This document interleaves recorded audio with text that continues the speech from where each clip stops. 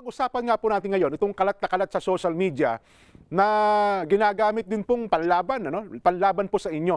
Ito hong panukala na di umano ay binabanggit po ninyo na alisin ang mga krus sa mga pagamutan para ito'y maging neutral. Kung paki-expand nyo nga po, ano ba itong panukala na ito na sa inyo daw po nanggaling? Yan, alam mo, talagang hindi ko kailanman inisip, pati yung mga simpleng bagay ay gagamitin nila laban sa akin. Bakit ko sinabing simpleng bagay? Opo. Yung bill na yan din, kung babasahin mo, alisin mo yung explanatory note. One page lang yan eh. Okay. Ang nakalagay dyan, optional na ibigay sa pasyente yung pansariling espasyo sa kanyang spirituality. Gawin natin ng halimbawa din. Halimbawa, meron tayong isang kababayang Muslim na may sakit. Opo.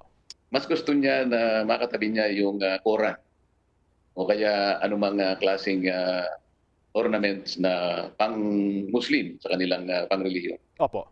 Kailangan pagbigyan mo siya, di ba? Kasi may sakit siya eh. Totoo po. Sa isang taong may sakit na nangangailangan ng spirituality, ibigay mo na para sa kanya yon.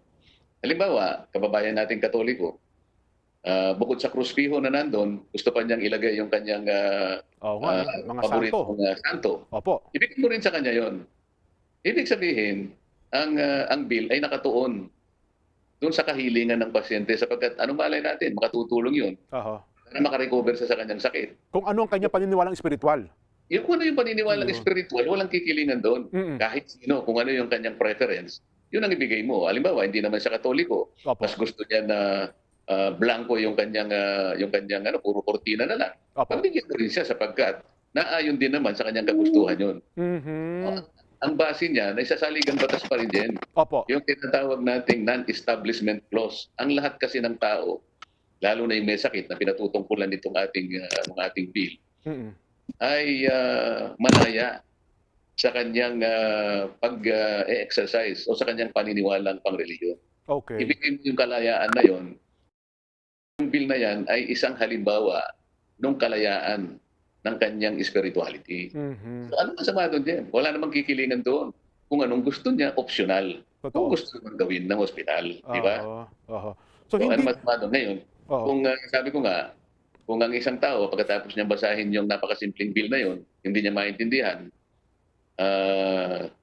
kung hindi man siya talagang nananadya na lang, na bakliin niya yung katwiran, baka naman may konting diferensya na sa utak niya. So ang dating kong gustong pasamain kayo bilang pangunahing may panukala doon sa punto na, bakit mo kanya ipaalis yung krus dyan sa mga ospital? So dito ngayon ko, maliwanag na kung halimbawa ako pala isang Katoliko, gusto ko yung paligid ko ay puro krus o kaya naman ay gusto ko yung mga pinaniniwalaan kong santo, yun ho ay dapat pagbigyan ng ospital. Tama, yun ibigay mo sa kanya sapagkat yun ang preference niya eh. Kaya nga optional sabi natin di ba?